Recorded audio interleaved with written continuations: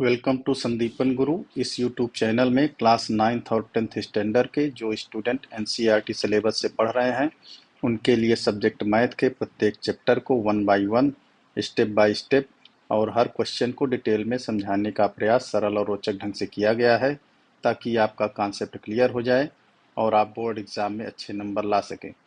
तो अपडेट को जानने के लिए चैनल को सब्सक्राइब कर लीजिए, बेल आइकन को दबा दीजिए और ज़्यादा से ज़्यादा लाइक और शेयर कीजिए। तो कॉपी पेन रेडी कर लीजिए, चलिए शुरू करते हैं आज का वीडियो। तो आज की इस वीडियो में हम क्लास 9th के चैप्टर 3 निर्देशांक ज्यामिति कोऑर्डिनेट ज्योमेट्री के बारे में चर्चा करेंगे और प्रश्नावली एक्सरसाइज 3.1 के प्रश्नों को हल करेंगे। तो चलिए सबसे पहले जानते हैं निर्देशांक ज्यामिति कोऑर्डिनेट ज्योमेट्री क्या होती है। तो निर्देशांक ज्यामिति, जिसे अंग्रेजी में कोऑर्डिनेट ज्योमेट्री कहते हैं, यह गणित की वह शाखा होती है जिसमें हम किसी समतल पर एक बिंदु की स्थिति को दो संख्याओं के जोड़े आर्डर पेयर क्रमित युग्म के द्वारा दर्शाते हैं। इन जोड़े ये जो संख्याओं के जोड़े होते हैं इनको ही कोऑर्डिनेट या निर्देशांक कहा जाता है। तो निर्देशांक की ज्यामिति क्या हो गई? यह गणित की वह शाखा होती है जिससे किसी प्लेन या समतल पर किसी बिंदु की स्थिति को दो संख्याओं के जोड़ों के द्वारा दर्शाया गया जाता है। तो यह जो विधि है इसको निर्देशांक ज्यामिति कहते हैं और ये जो क्रमित युग्म के जोड़े हैं, संख्याओं के जोड़े हैं, उनको कोऑर्डिनेट कहते हैं। अब इसमें विभिन्न अंग होते हैं, उन अंगों के बारे में हम जान लेते हैं। सबसे पहला है निर्देशांक अक्ष, कोऑर्डिनेट एक्सिस, जिसे अंग्रेजी में एक्सिस कहते हैं। तो किसी तल पर एक बिंदु या वस्तु की स्थिति को दर्शाने के लिए दो लंबवत रेखाओं की आवश्यकता होती है। इस तरह से दो लंबवत रेखाएं होती हैं जिसमें से एक रेखा क्षैतिज होती है, दूसरी रेखा ऊर्ध्वाधर होती है।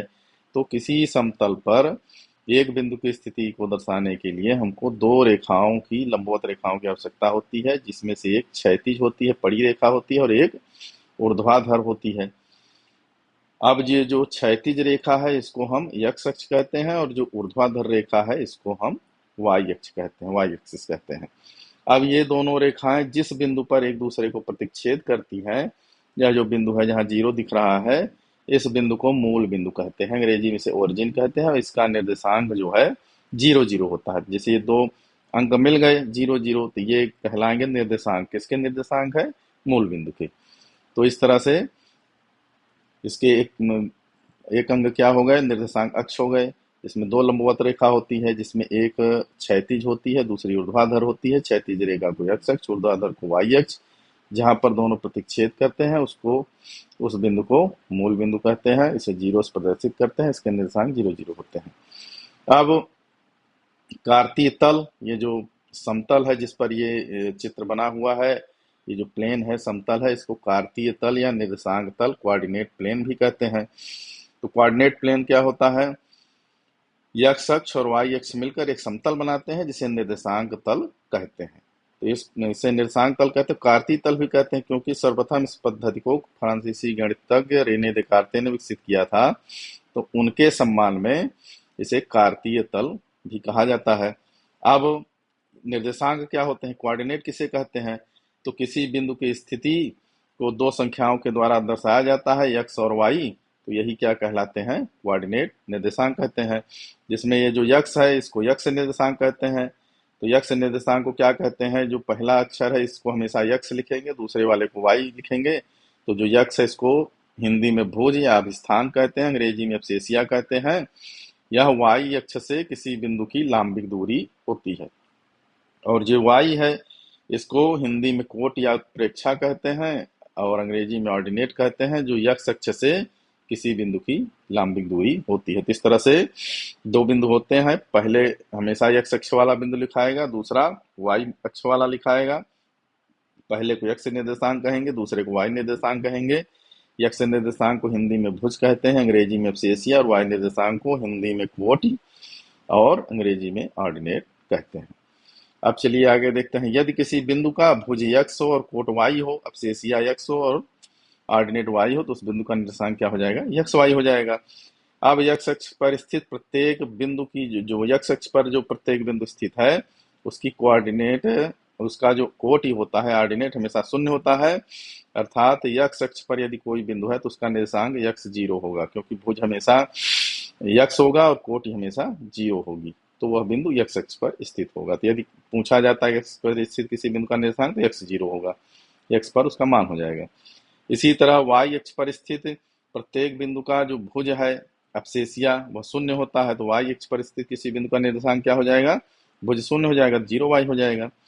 अब यक्स अक्ष का यदि समीकरण पूछते हैं तो वाई बराबर जीरो होगा, जब वाई जीरो होगा तो यक्स अक्ष आ जाएगा। इसी तरह यदि वाई अक्ष का समीकरण पूछा जाएगा तो यक्स बराबर जीरो हो जाएगा। अब यदि पूछते हैं कि ए बिंदु ए दूरी पर यक्स अक्ष के समांतर स्थित किसी रेखा का समीकरण, तो वाई बराबर ए होगा। और वाई अक्ष के समांतर यदि ए दूरी पर स्थित किसी रेखा का समीकरण पूछते हैं तो एक्स बराबर ए होता है। अब यह जो दोनों अक्ष हैं जिनकी हमने चर्चा की, एक्स अक्ष और वाई अक्ष, तो यहाँ पर हम देखते हैं ये पूरे तल को चार भागों में बांटते हैं जिन्हें चतुर्थांश कोऑर्डिनेट कहते हैं। तो चतुर्थांश क्या होते हैं, एक्स अक्ष और वाई अक्ष मिलकर समतल को चार हिस्सों में बांटते हैं जिन्हें चतुर्थांश कहते हैं, जिन्हें क्रमशः प्रथम चतुर्थांश, द्वितीय चतुर्थांश, तृतीय चतुर्थांश और चतुर्थ चतुर्थांश कहा जाता है। अब निर्देशांक तल को ये चार भागों में बांटते हैं, तो जो एक कोई बिंदु होता है उसके निर्देशांक प्रथम जो चतुर्थांश है उसमें जो बिंदु होगा, यहाँ पर जो बिंदु होगा उसका निर्देशांक प्लस प्लस होगा, माने यक्स भी प्लस होगा और वाई निर्देशांक भी प्लस होगा। अब द्वितीय चतुर्थांश जो यहाँ पर है उसका यक्स माइनस होगा और वाई प्लस होगा। फिर तृतीय चतुर्थांश जो बिंदु यहाँ पर स्थित होंगे इस एरिया में, तो उनके यक्स निर्देशांक भी माइनस होंगे और वाई निर्देशांक भी माइनस होंगे। और चतुर्थ चतुर्थांश जो है यदि कोई बिंदु यहाँ स्थित होता है तो उसका यक्स जो है धनात्मक होगा और वाई ऋणात्मक होगा। तो इस तरह से प्रत्येक चतुर्थांश के चिन्हों को याद कर लेना। यहाँ पर जो बिंदु होगा उसके चिन्ह प्लस प्लस, यहाँ पर माइनस प्लस, यहाँ पर माइनस माइनस और यहाँ पर प्लस माइनस। तो पहला यक्स होगा, दूसरा वाई। इस तरह से हम बिंदुओं को देखकर पहचान सकते हैं किस चतुर्थांश में स्थित है।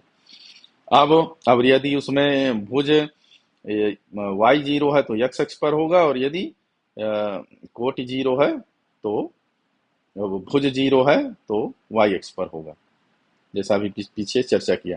अब यदि दो संख्याएं एक्स और वाई बराबर नहीं है तो एक्स वाई और वाई एक्स दोनों अलग अलग बिंदु होते हैं, और यदि एक्स वाई बराबर है तो एक्स वाई और वाई एक्स एक ही बिंदु होते हैं। तो इस तरह से यह आपको फिगर जो है याद कर लेना है। पहला का प्लस प्लस, दूसरे का माइनस प्लस, तीसरे का माइनस माइनस, चौथे का चिन्ह जो है प्लस माइनस होता है। तो आपसे प्रश्न बन जाएंगे। अब चलिए एक्सरसाइज 3.1 के पहले प्रश्न को देखते हैं। यहाँ कह रहा है एक अन्य व्यक्ति को आप अपने अध्ययन मेज पर रखे टेबल लैंप की स्थिति कैसे बताएंगे। तो मान लेते हैं कि ये हमारा मेज है। अब यहाँ पर हम खड़े हो गए, तो जिस ओर हम खड़े होते हैं उसको मान लिया एक्स अक्ष, और दूसरी कोर जो ये है इसको मान लिया वाई अक्ष। अब मान लिया कि लैंप की स्थिति यहाँ पर है, तो एक्स अक्ष से कितनी दूरी पर है, तो एक्स अक्ष से वाई दूरी पर है, और वाई अक्ष से कितनी दूरी पर है, एक्स इकाई पर है। तो बिंदु की स्थिति क्या हो गई, उसका निर्देशांक हो जाएगा एक्स वाई। एक अन्य उदाहरण से समझते हैं संख्या लेके। तो मान लेते हैं कि ओ एक्स जो है यहाँ पर, ये जो ओ एक्स है इसको मान लेते हैं कि टेबल की ये वाली कोर है, और ये जो ओ वाई है ये टेबल की ये वाली कोर है। अब मान लेते हैं लैंप की स्थिति पी है, तो यह इसकी एक्स एक्स से दूरी कितनी है, 2 है, और वाई एक्स से दूरी कितनी है, 4 है। तो इसका निर्देशांक क्या हो जाएगा, 4 और 2। एक्स निर्देशांक इसका 4 हो गया और वाई निर्देशांक 2 हो गया। तो इस तरह से लैंप की स्थिति को बिंदु 4 और 2 के द्वारा हम दर्शा सकते हैं कि बिंदु हमारा कहाँ पर स्थित है। अब अगला प्रश्न कहता है, एक सड़क योजना बनानी है। एक नगर में 2 मुख्य सड़कें हैं जो नगर के केंद्र पर मिलती हैं। ये 2 सड़कें उत्तर दक्षिण और पूरब पश्चिम की दिशा में है। नगर की अन्य सड़कें भी इन मुख्य सड़कों के समांतर परस्पर 200 मीटर की दूरी पर है। प्रत्येक दिशा में 5 सड़कें हैं। 1 सेंटीमीटर बराबर 200 मीटर का पैमाना लेकर अपनी नोटबुक में एक नगर का मॉडल बनाइए। सड़कों को एकल रेखा के रूप में निरूपित कीजिए, और मॉडल में एक दूसरे को काटती हुई अनेक क्रॉस स्ट्रीट माने चौराहे बनेंगे। एक विशेष क्रॉस स्ट्रीट को 2 सड़कों से बनी है, जिनमें से एक उत्तर दक्षिण जाती है, दूसरी पूरब पश्चिम जाती है। प्रत्येक क्रॉस स्ट्रीट का निर्देशन किस प्रकार किया जा सकता है। और कहता है यदि दूसरी सड़क उत्तर दक्षिण दिशा में जाती है और 5वीं सड़क पूरब पश्चिम में जाती है, तो ये क्रॉसिंग पर मिलते हैं, तब इस क्रॉस स्ट्रीट का निशान 2 5 कहेंगे। इसी परंपरा से यह मान ज्ञात करना है। तो चलिए सबसे पहले हम क्या बना लेते हैं, दो मुख्य सड़कें। तो दो मुख्य सड़कें बना लिया। तो मान लिया जो ओ एक्स है वह पूरब पश्चिम की सड़क है, पूरब से पश्चिम जा रही है, और ओ वाई जो है उत्तर से दक्षिण जा रहे हैं। पैमाना मान लिया जैसा इसमें कहा कि 1 सेंटीमीटर बराबर 200 मीटर। तो दो मुख्य सड़कें हमने बना ली, ओ एक्स और ओ वाई। अब कहता है कि प्रत्येक दिशा में पांच पांच और सड़कें हैं 1 सेंटीमीटर की दूरी पर। तो ये सड़क नंबर 1 2 3 4 5, और इस तरह 1 2 3 4 5 प्रत्येक सड़क जो है ये आपस में मिल रही है। अब कहता है कि यदि उत्तर दक्षिण दिशा में जाती दूसरी सड़क, ये दूसरी सड़क जो है उत्तर दक्षिण दिशा में जा रही है, ये दूसरी सड़क। अब कह रहा है पांचवी सड़क पूरब पश्चिम में जा रही, पांचवी ये है तो ये पूरब पश्चिम में जा रही है। ये दोनों जहां पर मिलती हैं वहां का निर्देशांक क्या हो गया, एक्स अक्ष का निर्देशांक 2 और वाई अक्ष का निर्देशांक 5 हो गया। तो इस चौराहे का निर्देशांक क्या होगा, 2 5। अब इसी तरह आपको ज्ञात करना है कि कितनी क्रॉस स्ट्रीटों को 4 3 माना जा सकता है। तो एक्स अक्ष पर 4, तो चौथी सड़क ये हो गई, और तीसरी सड़क ये हो गई। तो चौथी तीसरी सड़क यहाँ पे मिल रही है, तो बिंदु P मान लीजिए ये 4 3 है। तो केवल एक क्रॉस स्ट्रीट ऐसी है जिसका निर्देशांक 4 3 होगा। फिर कहता है कितनी क्रॉस स्ट्रीटों को 3 4 से दर्शाया जा सकता है। तो एक्स पर 3 और वाई पर 4। अब ये दोनों सड़कें यहाँ पे मिलती है, इसको क्यों मान लिए, तो 3 4 ये केवल एक ही बिंदु है। तो इस तरह से केवल एक क्रॉस स्ट्रीट ऐसा है जिसको 3 4 माना जा सकता है। इस तरह से इसमें बहुत सारे चौराहे बन रहे हैं जिनका निर्देशांक हम लिख सकते हैं। जैसे ये पहला, ये जो चौराहा बन रहा है इसमें इसका निर्देशांक 1 1 हो जाएगा, इसका बनाएंगे तो 1 2 हो जाएगा। इस तरह से चौराहे का निर्देशांक हम ज्ञात कर सकते हैं। तो इस तरह से आपकी ये एक्सरसाइज 3.1 समाप्त हो गई है। अगली एक्सरसाइज के साथ हम अगले वीडियो में मिलते हैं। तब तक आप लोग तैयारी कीजिए। यह चैप्टर बहुत ही सरल है, कुछ ये मोटी मोटी बातें आप लोग याद कर लेंगे तो आपसे सारे प्रश्न आसानी से बन जाएंगे। तो आप लोग तब तक तैयारी करिए।